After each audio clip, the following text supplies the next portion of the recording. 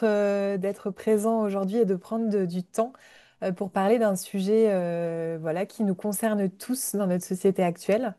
Donc vous le verrez avec Cyril, on sera peut-être un petit peu stressé, c'est le thème aussi du jour, mais c'est normal quand on prend la parole.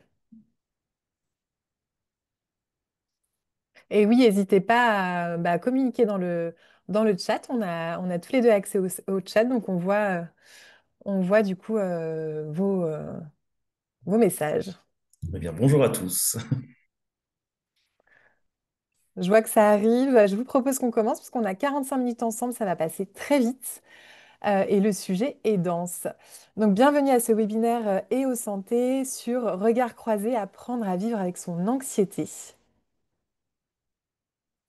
Donc l'objectif aujourd'hui, on intervient dans le cadre de l'OETH. Donc c'est l'organisme qui collecte les fonds pour la prise en charge des situations de handicap professionnel dans le secteur social, médico-social et sanitaire associatif. Et dans le cadre de l'OETH, on a lancé cette année EO Santé, donc pour promouvoir une culture de maintien et de santé au travail, d'ouvrir le dialogue, d'outiller le collectif à travers donc un espace confidentiel qui est pris en charge par OETH, où vous avez accès à des patients partenaires qui sont formés pour partager leur vécu auprès de d'autres personnes qui ont aussi déclaré un handicap invisible ou une maladie chronique qui va les handicaper dans leur quotidien professionnel. Donc j'insiste bien sur le fait que les patients partenaires, c'est pas n'importe quel patient. Ils ont le savoir expérientiel de la maladie, mais ils ont suivi pour la plupart un diplôme universitaire pour accompagner d'autres personnes voilà, sur le chemin de la maladie. Donc j'ai le plaisir d'être avec Cyril aujourd'hui. On va se présenter tous les deux. Donc moi je suis Mathilde Murzo, coordinatrice des patients partenaires et aux santé et cofondatrice de Calling Care, où on accompagne justement vers l'inclusion des personnes concernées par des défis de santé en entreprise. Donc je me suis formée à l'éducation thérapeutique du patient justement pour être au niveau des patients partenaires que j'ai le plaisir de coordonner donc à l'Université de médecine de Tours et je suis moi-même concernée par des troubles de santé mentale, donc notamment l'anxiété et aussi la bipolarité. Donc c'est ça qui m'a emmenée vers le cheminement de la création de Calling Care, puisque quand je suis tombée malade, j'aurais vraiment aimé pouvoir partager mon vécu avec quelqu'un qui me comprenne et avec qui je puisse partager mes défis au quotidien et notamment mes défis professionnels. Avec moi, Cyril. Merci d'être là, Cyril, pour partager aussi ton vécu. Merci beaucoup, Mathilde. Bonjour à tous, bonjour à toutes. Merci d'être présent aujourd'hui pour ce webinaire. Alors moi, c'est Cyril Ropars. Je suis patient partenaire déjà depuis 4 ans. Ça a été un chemin long et périlleux. Je suis né en fait avec des problèmes de santé. J'ai subi des interventions tout bébé qui ont déclenché par la suite un trouble anxieux généralisé pour lequel j'ai cherché de l'aide pendant de longues années pour chercher à m'en débarrasser. Et finalement, maintenant, j'ai appris à vivre avec. J'ai repris des études à l'âge de 28 ans pour valider une licence de psychologie. Ensuite, j'ai passé un diplôme universitaire justement de père aidance en santé mentale et neurodéveloppementale. Et depuis, j'accompagne dans des accompagnements individuels des personnes concernées vers ce qu'on appelle le chemin du rétablissement. Donc, ce n'est pas la guérison, mais c'est apprendre à vivre une vie la plus épanouie possible malgré les difficultés de la maladie. Voilà. Et donc, j'accompagne des personnes via EO Santé et Calling Care. Et voilà. Bah, merci Cyril. En effet, Cyril fait partie de notre communauté de patients partenaires. On a voulu faire ce webinaire ensemble parce qu'on a des parcours, des expériences très complémentaires. Voilà, on n'a pas forcément les mêmes troubles, donc c'est plutôt intéressant de voir la complémentarité de nos parcours. Et sur la date, en fait, on l'a positionné fin septembre sur la date de ce webinaire parce que on le sait, le mois de septembre, donc la rentrée, c'est toujours un mois qui peut générer justement de l'anxiété, du stress. On reviendra tout à l'heure sur les différents termes. Et c'est aussi là, sur la fin du mois, on a pris un petit peu plus de recul sur cette rentrée. C'est le bon moment aussi, on le verra, prendre soin de soi, c'est aussi pouvoir prendre du recul. Donc c'était le bon moment pour le faire. Donc je vous propose de vous partager le sommaire de cette matinée ensemble.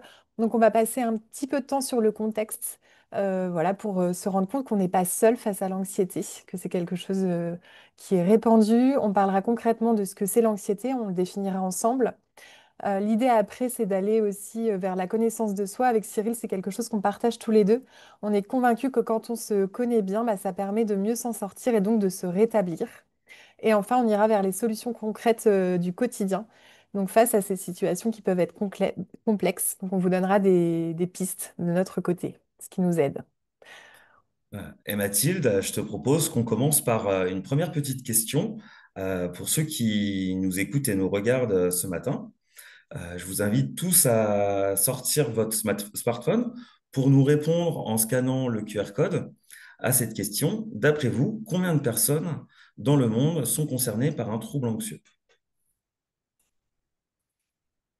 Donc je vous laisse quelques temps pour scanner le QR code. Vous avez aussi le...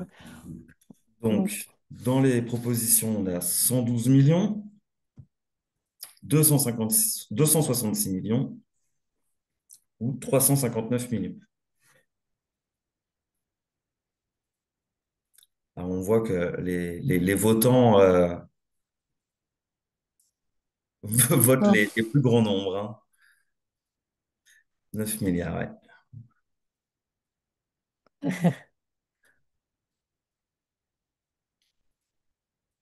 Alors, je pense que voilà, si la question était par l'anxiété, concernée par l'anxiété, je pense qu'en effet, on aurait 9 milliards de personnes, 100% des personnes qui sont concernées.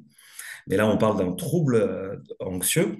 Et pour un trouble anxieux, eh ben, ont été recensés 359 millions de personnes touchées par des troubles anxieux en 2021, soit 4,4% de la population mondiale. Et en effet, on voit que les troubles anxieux, avec la dépression, ont des taux de prévalence qui sont les plus hautes dans les maladies. Et la dépression sera certainement la première cause de handicap dans les prochaines années. Oui, donc c'est vrai que ces chiffres, ça peut faire peur, mais heureusement, quand on est concerné, bah, il y a aussi de l'espoir. Et donc c'est aussi le message qu'on veut passer aujourd'hui. On peut vivre une vie satisfaisante et travailler si on est bien accompagné et si on prend soin de soi. Donc justement, toi, Cyril, ça fait quoi quand on vit avec cette anxiété au quotidien? Ouais. Alors, moi, ce que j'aime rappeler vraiment, ce qui est important pour moi, c'est de dire à quel point ça a eu un impact sur mon corps. Depuis tout petit, j'ai tout un tas de problèmes au niveau de mon corps, que ce soit au niveau de problèmes de peau, que ce soit des problèmes des troubles du sommeil, des troubles de la digestion, des vomissements, des sueurs nocturnes. Et ça, à chaque fois que je suis allé voir des médecins, depuis tout petit, on me ramène toujours à cette émotion, l'angoisse. C'est de l'angoisse, c'est de l'angoisse. Et donc, l'angoisse, pour moi, bah, et pour tout le monde, c'est une émotion, c'est quelque chose qu'il y a dans la tête. Et ce que je trouve dingue, c'est vraiment à quel point ça a un impact sur le corps. Et que c'est vraiment pas une question de force mentale, parce que quand le corps dit stop, on a beau être le plus fort au monde dans sa tête, on ne peut plus avancer. Et donc, ça, c'est vraiment quelque chose qui est important pour moi de rappeler. C'est la puissance que ça a sur le corps. Ouais, comme tu le dis, c'est vrai que c'est important de rappeler que c'est pas juste dans la tête, justement, parce que c'est quelque chose on peut entendre parfois. Donc, vous aurez compris ce matin, on vous sollicite un petit peu. L'objectif, c'est de vous faire prendre conscience aussi de ce que c'est l'anxiété. Donc, vous, du coup, concrètement, quand vous entendez le mot anxiété, vous pensez à quoi? Donc, on vous invite aussi à rescanner le QR code et il y aura un nuage de mots donc, qui va apparaître.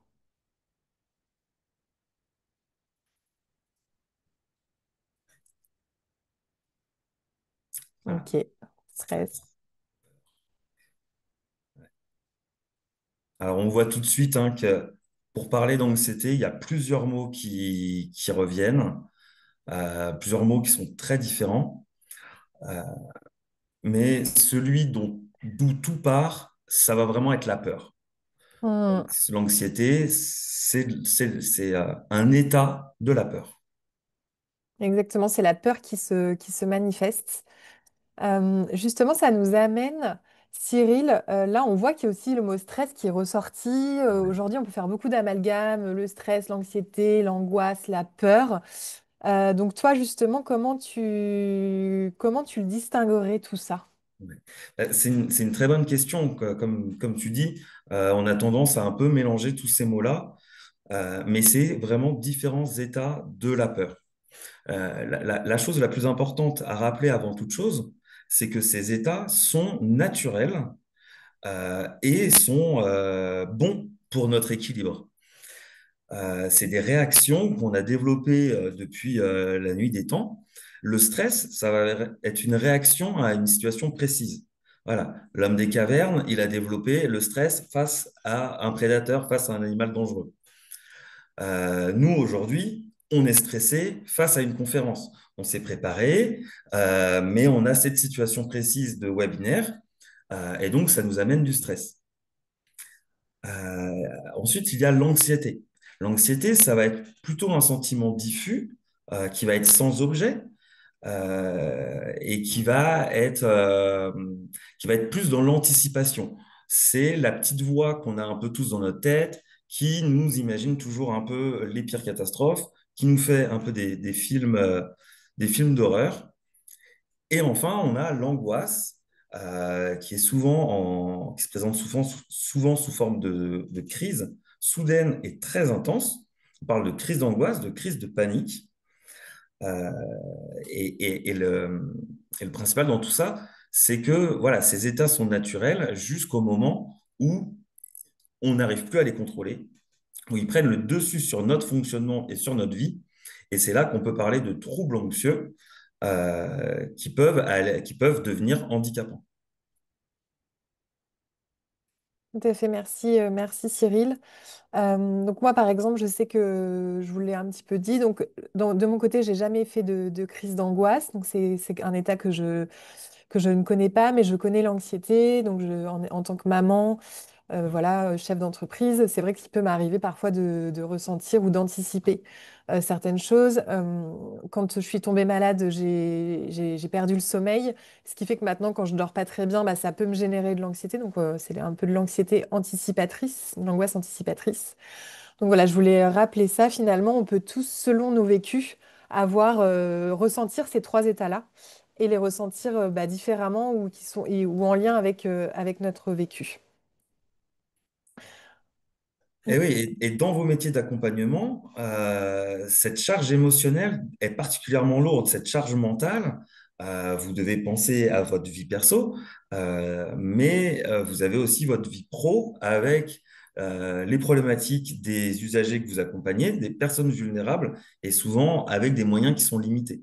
Donc, c'est important de reconnaître que c'est des sujets qui peuvent être vraiment des sujets très importants dans votre secteur en particulier.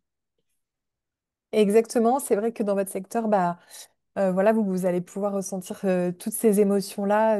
Voilà, ça peut être, vous êtes dans du métier de l'humain, on vous demande aussi de plus en plus bah, de techniques, donc c'est pas toujours évident de tout concilier. Il y a aussi il y a aussi une injonction forte, hein, vous prenez soin des autres, donc il y a aussi le fait d'être fort comme ça quand on prend soin des autres par rapport aux autres justement.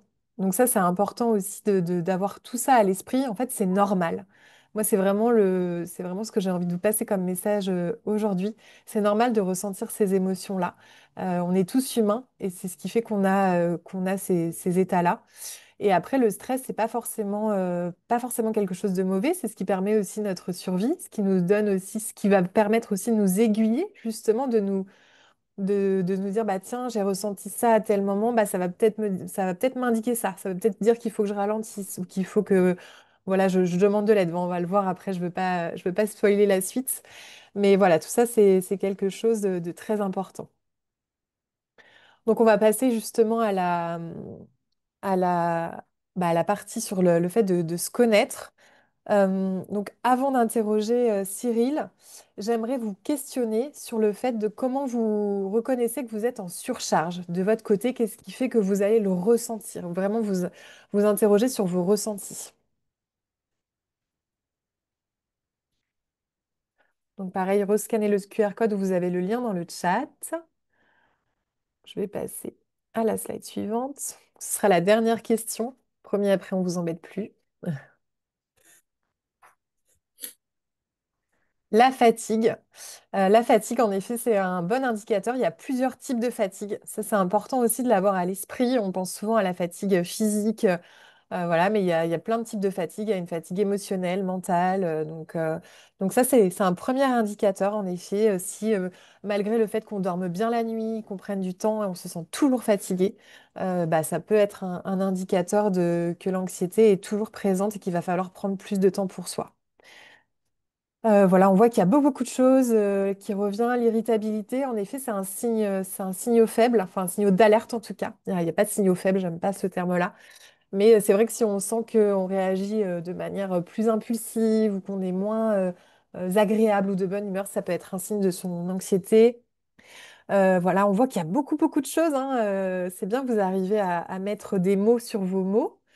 En effet, là, ça peut être aussi des larmes qui, voilà, qui viennent comme ça, qui sont pas forcément appropriées, parce que justement, on a trop emmagasiné de choses, on a été fort trop longtemps.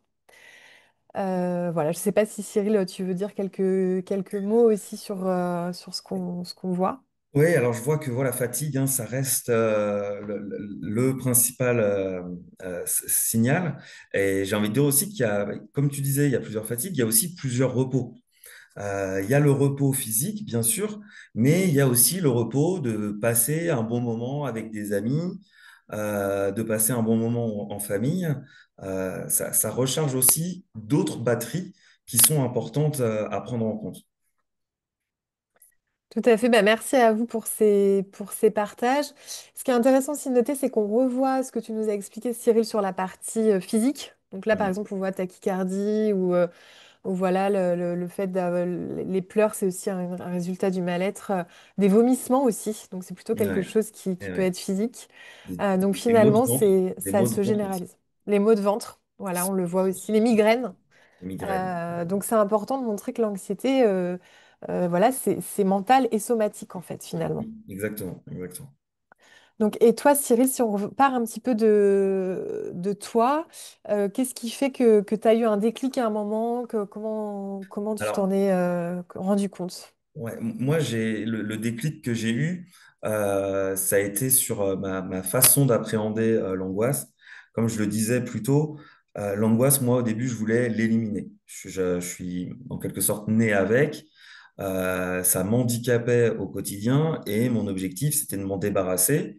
Donc, j'ai consulté beaucoup de professionnels, beaucoup de psychologues, de psychiatres pour voilà, vraiment l'éliminer jusqu'au jour où, épuisé, j'ai fini par me dire, bon, avant de l'éliminer, il va falloir que j'apprenne à vivre quand même une vie un peu correcte en attendant d'y arriver, parce que là, je vais dans le mur. Et en fait, c'est là le déclic que j'ai eu, c'est de voir l'anxiété non plus comme un symptôme, mais comme un signal, comme un Mm. message que que mon être voulait me faire passer et que je n'écoutais pas.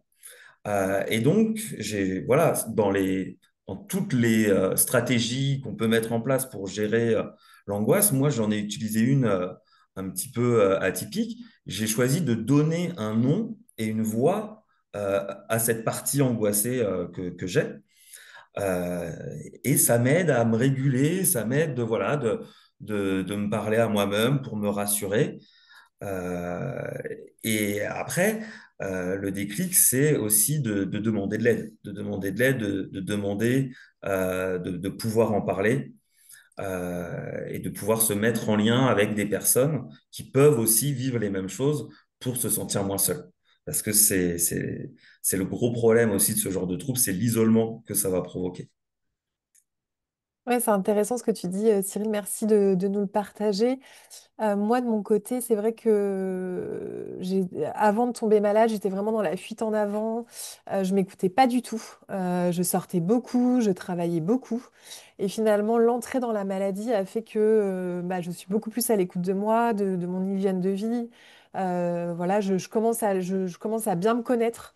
Donc c'est vrai que quand je commence à partir un petit peu dans tous les sens, à me mettre trop de choses, voilà, que ce soit professionnel ou socialement, bah, j'essaye, voilà, maintenant je me mets davantage en retrait, sans m'isoler pour autant. Mais voilà, c'est vraiment cet apprentissage, l'apprentissage de soi, d'apprendre à se connaître, qui est important.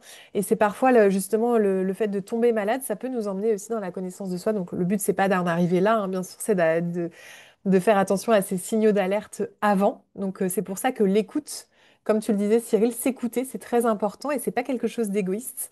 Et finalement, pour prendre soin des autres, il faut aussi prendre soin de soi. Donc s'écouter, c'est important, poser ses limites. Sans culpabiliser aussi, voilà, être capable de dire bah, je sais que je peux faire telle ou telle chose et qu'il y a d'autres choses où ça va être plus compliqué pour moi. Donc vraiment, ça, c'est la notion importante. Euh, Exactement. Exactement, et j'ai envie de rebondir sur ce que tu viens de dire, sur attendre que la maladie arrive pour découvrir des nouvelles choses. Évidemment, c'est pas ce qu'on encourage à faire, mais dans les accompagnements que je fais, c'est souvent quelque chose qui revient dans les personnes que j'accompagne euh, au bout d'un certain temps de travail, c'est de se rendre compte que finalement, la vie qu'ils avaient avant, ils ne pouvaient pas la continuer comme ça. Et que maintenant, ils ont passé un stade où ils ne pourront plus revenir comme avant, mais c'est aussi bien comme ça parce que voilà, c'était voué à l'échec d'avance. Et c'était surtout épuisant pour les personnes. Et voilà, et se connaître, c'est important. C'est pas seulement du développement personnel de surface, c'est important de se connaître pour identifier ses besoins, identifier ses limites et identifier aussi ses attentes. Et quand on arrive à identifier ça, eh ben, c'est ce qui nous permet aussi de nous mettre en lien avec les autres. Réussir à poser des limites, à exprimer ses besoins à l'autre, c'est ça qui permet d'avoir une relation qui, qui, euh, qui apporte du support. Et ça, c'est important de pouvoir demander de l'aide, de pouvoir aller vers l'autre. Exactement, mais c'est assez paradoxal finalement parce que on a tendance à s'isoler quand on va pas bien. Et justement, demander de l'aide, c'est pas si simple quand on est anxieux. Quand t'en penses quoi, toi? Et oui, c'est ça le problème. Et j'ai envie de dire que c'est malheureusement un problème de plus en plus fréquent. C'est qu'aujourd'hui, dans nos sociétés, avec voilà, les réseaux sociaux, avec la pandémie, il y a eu vraiment un recul fait vers l'autre. Ça a été vraiment considéré comme dangereux hein, d'aller vers l'autre. Et ça laisse vraiment des traces. Ce qu'il faut garder en mémoire, c'est que l'être humain est programmé pour être en lien. C'est vraiment un besoin fondamental et c'est un facteur de régulation. Le lien humain permet de réguler les émotions. Moi, j'aime bien utiliser un exemple tout bête pour montrer l'importance du lien humain. C'est la panne de voiture. Prenons un exemple, une mère célibataire qui jongle entre trois boulots. Le matin, sa voiture elle tombe en panne. Eh ben, ouais, là, tout de suite, ça peut aller à la crise d'angoisse parce que, vu tous les enjeux, c'est terrible. Il lui suffit d'avoir une voisine bienveillante, une amie qu'elle appelle. Ah, mais moi, je peux te prêter ma voiture. Et il n'y a plus d'angoisse. L'angoisse, c'est avant tout une situation qui peut se résoudre. Et donc, le lien, ça permet vraiment d'avoir, de s'entraider et de ne pas se sentir seul. Parce que finalement, le sens de notre vie, c'est d'être en relation pour donner du sens à notre vie. Oui, je suis tout à fait d'accord avec toi. C'est vrai que voilà, on a tendance à s'isoler alors que finalement, ou à se cacher parce qu'on veut pas se montrer vulnérable aussi aux autres.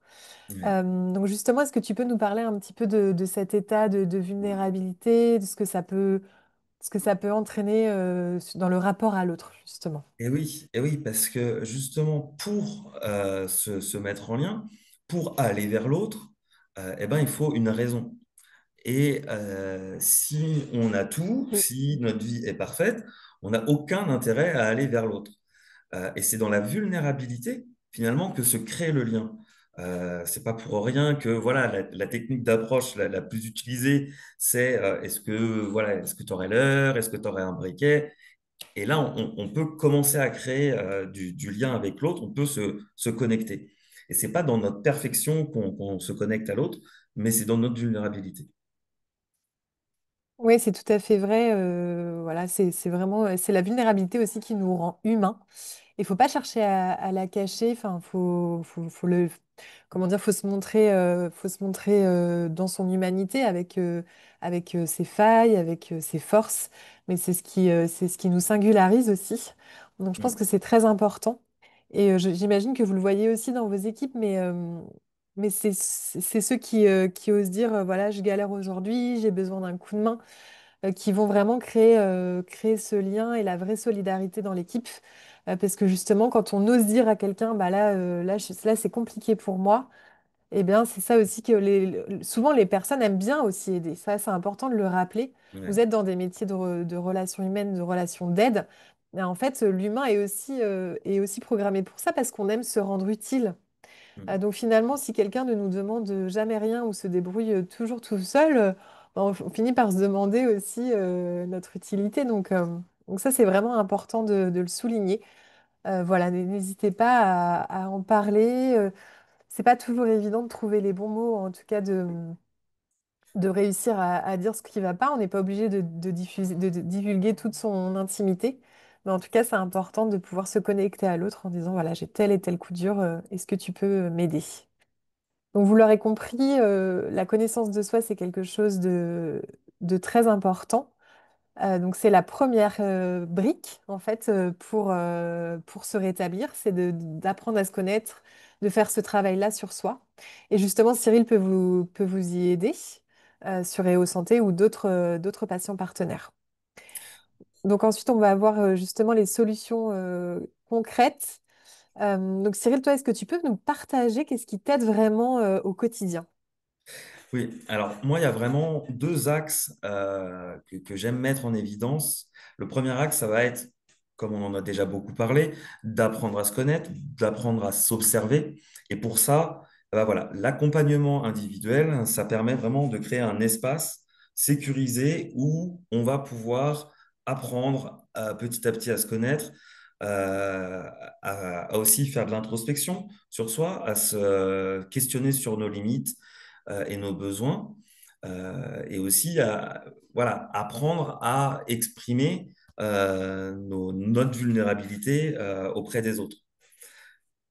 Oui. Ensuite, il y a le deuxième aspect, c'est de recréer du lien avec les autres.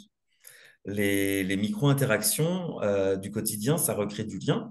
Voilà, comme on le disait, pour se mettre en lien, faire une demande, mais il y a aussi choisir de passer aux caisses non automatiques, de sourire à la caissière, de lui demander comment elle va. C'est ce genre de micro-interactions qui permettent aussi de se sentir moins seul. Et il y a aussi les engagements dans les associations, découvrir des initiations, être curieux du monde qui nous entoure. Ça permet aussi de se connecter avec des personnes voilà, qui peuvent partager des choses communes avec nous. Euh, et voilà. Merci Cyril. Oui, après, c'est vrai que dans vos structures, il y a des choses que vous pouvez tester. Il faut que vous trouviez aussi ce qui vous correspond. Mais ça peut être 5 minutes en début d'équipe pour voir voilà, comment chacun arrive, comment chacun se sent. Des temps aussi de décompression après des situations difficiles. Voilà, des petits rituels importants qui peuvent. On dit souvent que c'est dans les détails que se font les grandes choses. Donc voilà, des petites choses à trouver comme ça de votre côté pour instaurer un climat collectif moins anxiogène. Ça, c'est important aussi. Et puis aussi dans l'accompagnement individuel, comme le disait Cyril, donc vous avez accès à EO Santé pour ça. Donc n'hésitez pas à prendre contact avec des patients partenaires qui pourront vous aider à justement à mieux vous connaître, à mieux vous comprendre aussi parce qu'eux, ils sont aussi passés par là. Donc ça, c'est vraiment très, très important. Après, parfois, l'anxiété, ça devient un problème de santé. Ça, c'est important aussi de le rappeler, puisque l'anxiété, ça peut devenir quelque chose de très handicapant. On arrive au travail, la boule au ventre, on n'a pas envie d'aller travailler. Finalement, on accumule beaucoup d'anxiété et ça peut mener aussi au burn-out. Donc, dans les moments complexes, voilà, il faut pouvoir se faire accompagner. Euh, donc toi, justement, Cyril, tu accompagnes des personnes qui peuvent être en arrêt ou avec des reconnaissances de handicap. Est-ce que tu peux nous en dire un petit peu plus? Oui, voilà, moi j'accompagne plusieurs personnes qui sont confrontées à l'anxiété au niveau d'un trouble qui dépasse voilà l'état naturel de l'anxiété et qui peuvent voilà être exposées qui peuvent passer par des étapes qui sont parfois compliquées à gérer, donc comme les arrêts de travail ou la reprise du travail après un arrêt, mais aussi l'annonce d'un diagnostic ou encore une reconnaissance en qualité de travailleur handicapé, la RQTH. Et ça, c'est des choses que on travaille justement durant les accompagnements. Voilà, apprendre à intégrer un petit peu ces éléments-là, apprendre à naviguer avec ça, comment parler de ces choses-là à ses collègues ou à sa hiérarchie. Mais ça, Mathilde, je crois que tu as une expérience, toi, concernant la RQTH, justement, personnelle. Ben oui, moi tout à fait. Donc c'est vrai que j'ai mis du temps à faire ma reconnaissance qualité de travailleur handicapé. Donc il m'a fallu 7 ans, 7 ou 8 ans pour la demander. Donc je l'ai faite quand j'ai créé Colin Care, enfin un petit peu après avoir créé Colin Care. Et moi, quand j'étais salariée, j'ai toujours caché cette singularité à mes précédents employeurs. J'avais vraiment peur d'être stigmatisée, qu'on me voit sous le prisme seulement de cette maladie, de ce handicap, et pas la Mathilde avec des qualités et des défauts comme tout le monde. Donc j'avais vraiment peur du regard des autres. Euh, alors qu'aujourd'hui, je sais que c'est très important de faire le pas de cette reconnaissance, parce que déjà, c'est un premier pas pour dire, on n'est pas forcément obligé déjà j'insiste là-dessus, de dire sa pathologie, quelque chose qui est très intime. Quand on souffre de troubles anxieux ou par exemple de diabète, d'endométriose, qui va nous générer de l'anxiété? Parce que ça, c'est important aussi de le dire, et tu l'as un petit peu dit, Cyril. Finalement, l'anxiété peut aussi arriver avec la maladie, qui est autre qu'un problème de santé mentale. Donc, par exemple, on déclare un cancer, bah, c'est aussi normal de ressentir de l'anxiété parce que, comme tu l'as dit aussi, c'est lié à la peur. On peut avoir peur, bah, par exemple, de mourir ou peur d'abandonner ses proches. Enfin, il y a plein de peurs. En fait, on est tous remplis de peur et c'est normal. Hmm. Donc voilà, moi, j'avais aussi beaucoup de peur que j'ai réussi à surmonter. Et je dis que pour moi, la RQTH, c'est un premier pas finalement pour être capable. En fait, c'est se reconnaître dans sa singularité et c'est être capable de dire les besoins finalement qu'on a à son employeur. Voilà, j'ai des besoins particuliers. Moi, dans mon cas, c'est vrai que bah, je fais attention à mon hygiène de vie. Je travaille pas non plus 12 heures par jour parce que je sais que sinon, bah, je vais être dans une mauvaise spirale. Et après, justement, vous parliez du brouillard cérébral aussi tout à l'heure. Je sais que ça va me le générer. Donc c'est aussi d'être capable de dire ses besoins quand on a besoin voilà, de plus de temps, enfin, parfois d'avoir des aménagements du temps de travail, quand c'est possible aussi. On a conscience aussi que dans vos métiers, bah, c'est pas toujours évident. Mais en tout cas, il faut être capable de pouvoir en parler.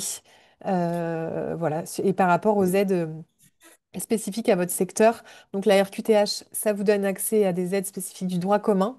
Et avec le OETH, vous avez aussi des aides qui sont bah, spécifiques à votre secteur. Donc n'hésitez pas à en parler à votre référent handicap, voilà, pour être accompagné sur ces sujets-là. Ouais. Et Mathilde, j'aimerais insister sur ce que tu as dit. Voilà, c'est important de comprendre que on peut déclarer une RQTH sans aucune obligation d'indiquer les raisons de la RQTH. Moi, ce que j'aimerais aussi rappeler, c'est que personnellement, je ne parle pas de handicap. Je parle de situation de handicap. Pour revenir sur, voilà, sur mon parcours à moi, euh, après mes études, quand j'étais jeune, je me suis orienté pour devenir chef cuisinier. Avec un trouble anxieux, je me suis rendu compte que le milieu dans lequel j'évoluais n'était pas adapté et que c'était pas grave en soi, mais que pour que je sois épanoui dans ma vie, il fallait que je trouve un chemin aussi qui correspondait eh ben, à mes particularités et mon trouble anxieux en faisait partie. Donc, j'ai pu trouver un environnement qui me convient et la RQTH me permet d'être reconnu dans ce secteur-là. Et je tiens aussi à préciser, parce que je l'ai vu passer dans les questions, je peux accompagner les personnes voilà, à remplir leur dossier auprès de la MDPH, qui est une procédure voilà, qui est assez complexe à faire quand on l'a jamais fait et qu'on est seul. Il y a une partie médicale, il y a une partie personnelle justement pour voilà, exprimer nos besoins, exprimer les aménagements qui pourraient nous convenir. Et donc ça, c'est quelque chose qui peut être fait justement durant les accompagnements. Oui, merci Cyril, c'est important justement de rendre ces sujets moins tabous. Finalement, la maladie, le handicap, ça fait partie de la vie. Et c'est pas parce quand on prend soin des autres au quotidien, on peut soi-même être concerné. Enfin, ça n'a rien à voir et ça fait de nous quelqu'un de très humain aussi. Donc ça, c'est important de le rappeler. Moi, ce que j'aimerais vous dire, c'est que c'est complexe, ces étapes-là. Ça demande aussi de faire des deuils, le deuil de son état de santé antérieur, voilà, le deuil de la pleine santé, enfin, quand on déclare une maladie chronique. Et ces étapes, elles peuvent être aussi encore plus complexes quand la culture professionnelle dans laquelle vous êtes vous pousse à cacher vos propres fragilités, voilà, par rapport à toutes ces peurs qu'on a vues. Donc on peut avoir beaucoup de peur quand on est aussi en arrêt maladie, la peur du retour. Là, je vois quelqu'un dans le chat qui partage avec nous. C'est bien normal. Moi, pour avoir vécu des arrêts maladie longue durée, quand il a fallu retourner au travail et malgré l'environnement bienveillant dans lequel j'ai eu l'opportunité d'évoluer, bah, j'avais vraiment peur du regard des autres. En plus, c'était un trouble psychique. Donc je savais que voilà, c'était pas la même chose que si j'avais déclaré une maladie somatique. Donc j'avais vraiment peur, mais après, voilà, on le fait. Il faut être accompagné pour le faire. Et vous avez la chance d'avoir des dispositifs avec OETH justement pour vous accompagner vers tout ça. Et oui, parce que je rebondis sur la reprise de l'arrêt de travail, mais il y a des pré-reprises de travail, il y a les dispositifs de mi-temps thérapeutique, il y a tout un tas de dispositifs qui peuvent vraiment aider voilà, à reprendre progressivement, à se laisser le temps. Euh, et encore une fois, ce qui est important, c'est d'apprendre à se connaître pour pouvoir le mieux possible communiquer avec les autres. À partir du moment où voilà, on peut mettre en place une stratégie pour, euh, pour combler sa difficulté, ça pose plus de difficultés. Exactement, et comme Shannon le met aussi dans le chat, vous n'êtes pas seul. C'est vrai que c'est important de le rappeler. En fait, souvent quand on déclare une maladie chronique, on se sent très seul, on se sent différent. Voilà, on peut s'auto-stigmatiser, hein. Cyril, tu me dis si je me trompe, mais c'est vrai que dans la santé mentale, on est vraiment aussi sur cette auto-stigmatisation qui est aussi générée par la société, hein, voilà, il faut être fort, il faut être performant, il faut être toujours bien à tous les niveaux de sa vie. Bah, finalement, en fait, prendre soin de soi, c'est quelque chose qui est de l'ordre de la prévention, c'est pas de l'égoïsme, c'est important de le faire, de parfois se dire qu'il va falloir un petit moment de pause pour revenir recharger et pour avoir fait ce cheminement, justement, cette prise de recul. Et ouais. Donc c'est vraiment pas une fatalité qu'on subit, c'est avant tout un signal à écouter, qu'on peut apprendre à écouter et avec laquelle on peut composer. Eh ben, merci à tous. Je pense qu'on a fait le tour. Peut-être avant de passer aux questions-réponses, si vous en avez. Donc, on vous rappelle que vous pouvez vous connecter à EO Santé, c'est important, c'est un dispositif qui reste nouveau dans votre secteur. Mais utilisez-le, allez sur la plateforme, mettez-vous en relation avec des personnes super comme Cyril qui pourront vous aider au quotidien, c'est vraiment très important. C'est 100% confidentiel et 100% gratuit, donc n'hésitez pas, c'est vraiment très important. Donc là, vous pouvez y accéder en scannant le QR code, où je vois que Shannon a mis plusieurs fois le lien dans le chat. Donc n'hésitez pas à laisser, enfin, pour vous inscrire, c'est assez facile. Il nous faut aussi votre numéro de SIRET. Donc, on va prendre un petit temps. Si vous avez des questions, n'hésitez pas à nous en poser. C'est vraiment enfin, voilà, c'est vraiment quelque chose d'important. On a 5 minutes aussi pour ça. Enfin, on peut prendre plus de temps d'ailleurs. Donc, Et n'hésitez pas. et les retours aussi, voilà, Ouais, à nous je vais dire me ce que Vous vous dire en aider si parce si que, pensez. j'ai besoin. il y a eu plusieurs bonjours. Donc moi c'est Shannon, je fais partie de l'OETH. Donc je viens soutenir Mathilde et Cyril durant ce webinaire. Vous avez vu que je vous ai un peu spammé avec le lien et au santé. Et je vous aide justement par rapport aux questions, parce qu'il y en a eu pendant que vous interveniez.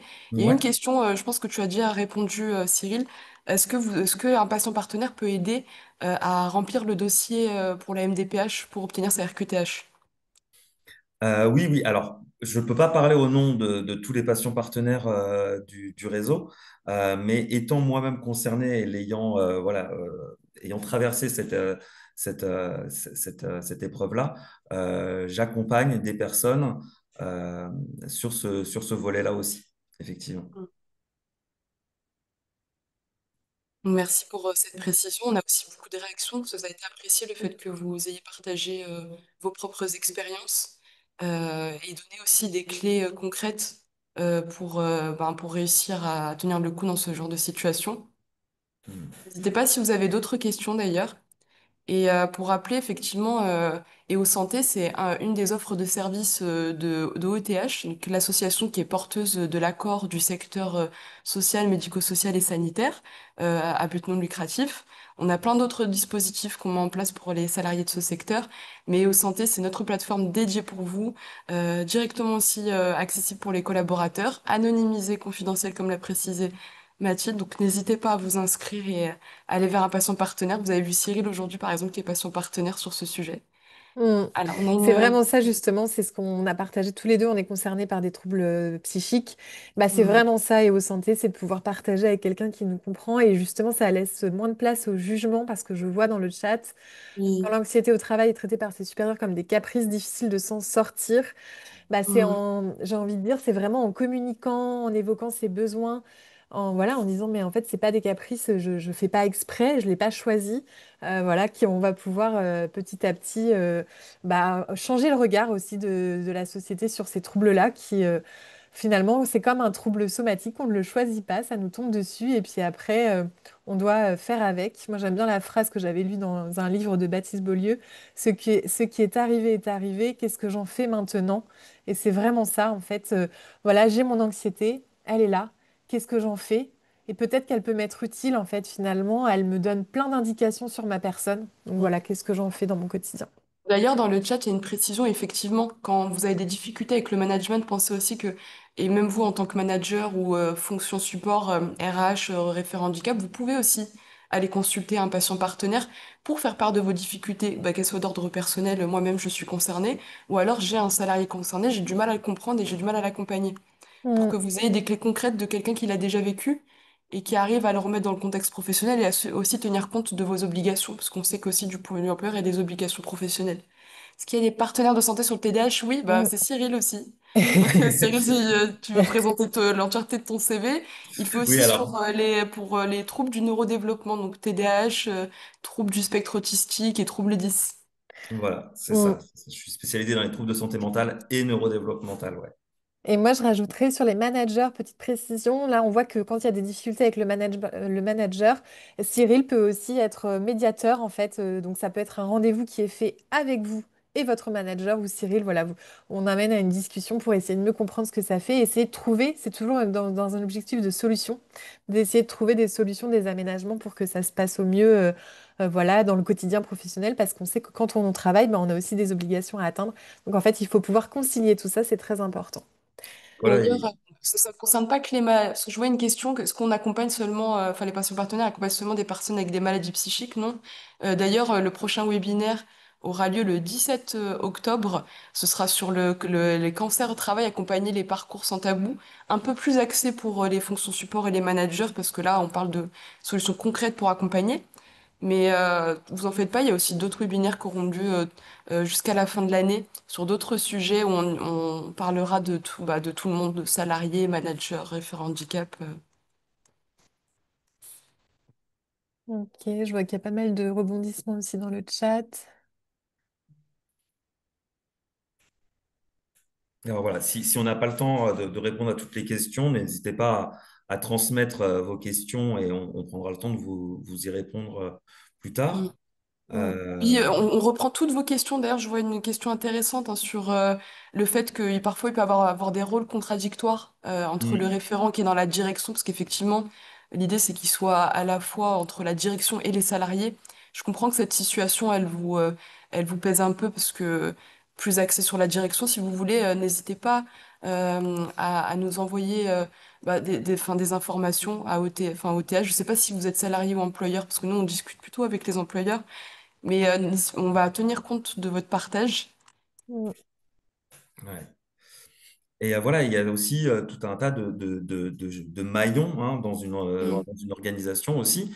Donc, en cas de conflit ou en cas de problématique vraiment avec un supérieur, et ben voilà, toujours aller voir les ressources humaines, les référents handicap, ne pas rester seul avec sa problématique euh, Mm. et voilà, essayer de remettre du dialogue. C'est ça aussi qu'on accompagne à faire. Je reprends le relais parce que je vois encore une question sur le sujet du haut potentiel intellectuel et du multipotentiel. Voilà, moi, c'est sur ce versant-là que j'accompagne aussi sur la neurodiversité, parce que je suis concerné voilà, par un fonctionnement neuroatypique. Et moi, ce que je propose, c'est vraiment, après s'être observé, c'est apprendre à mettre des stratégies en place adaptées à son fonctionnement propre plutôt qu'à l'environnement. Et une fois que voilà, on ne subit plus l'environnement, eh ben, la vie, elle devient beaucoup plus facile. Mm. Exactement, merci Cyril. Je vois aussi qu'une personne nous évoque qu'elle communique sur son diabète, mais pas sur son trouble bipolaire. Bah, je comprends, hein, pour être moi-même concernée et passer par là, c'est pas évident. Il faut se sentir en confiance aussi pour le faire. Voilà, on parlait des signaux d'alerte sur l'anxiété, mais c'est la même chose pour le fait de divulguer sa pathologie. Après, c'est notre droit de pas forcément en parler aussi. Voilà, donc sentez-vous libre de le faire ou pas. Et Et en c'est tout tout à fait OK aussi d'en parler si vous Mm. vous sentez à l'aise avec votre hiérarchie. Il n'y a pas de Ouais. règles à suivre. C'est vraiment chacun comme il le ressent. En tout cas, voilà, si vous avez plus de questions, là, je vois des questions sur le multipotentiel, des choses comme ça. N'hésitez pas à réserver une visio avec moi voilà, sur le sujet de la santé mentale et neurodéveloppementale et à retrouver tous les autres patients partenaires sur tout un tas de sujets variés qui sont tout aussi importants. Merci beaucoup. Un grand merci J'espère à vous toutes et à retrouver sur... tous. Et n'hésitez pas à vous connecter sur EO Santé. Merci à tous et je vous souhaite une Merci, au très bonne revoir. fin de journée à vous tous. Au revoir.